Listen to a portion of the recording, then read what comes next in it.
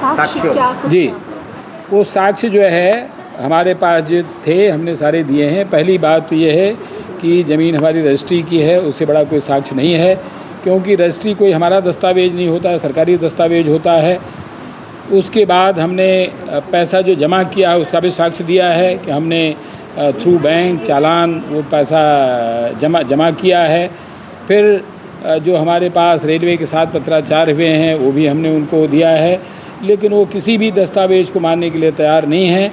वो ये कह रहे हैं कि उस समय तो ये पद ही नहीं था रेलवे का, ये रेलवे ने ज़मीन बेचा ही नहीं है। रेलवे से उन्होंने कहलवाया कि हमने ज़मीन कभी बेचा ही नहीं है।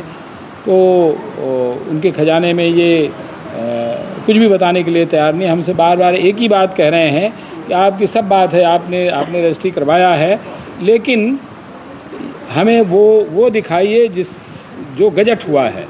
हमने बार बार कहा भी गजट हमारा दस्तावेज नहीं है, सरकार का है, हमारे पास नहीं है। लेकिन वो कह रहे हैं नहीं आप गजट ले आइए। कभी ये सरकारी दस्तावेज है, आप उनसे मंगा सकते हैं, लेकिन उसको भी वो सुनने के लिए तैयार नहीं है। फिर भी हमने कोशिश की कि रेलवे को कुछ नियम कानून मिल जाए, तो हमने दस्तावेज निकाल करके दिया कि जिसमें किसी गजट की ज़रूरत नहीं है। राष्ट्रपति पूरे हकदार हैं, पावरफुल हैं कि वो हमें ज़मीन दे सकते हैं। और ऐसी देश भर में कई जगहों पर ज़मीनें संस्थाओं को दी गई हैं जो समाज के लिए, देश के लिए, राष्ट्र के लिए, गांधी विचार के लिए काम करने वाले हैं। उनको सेना ने भी दिया है, उनको रेलवे ने भी दिया है।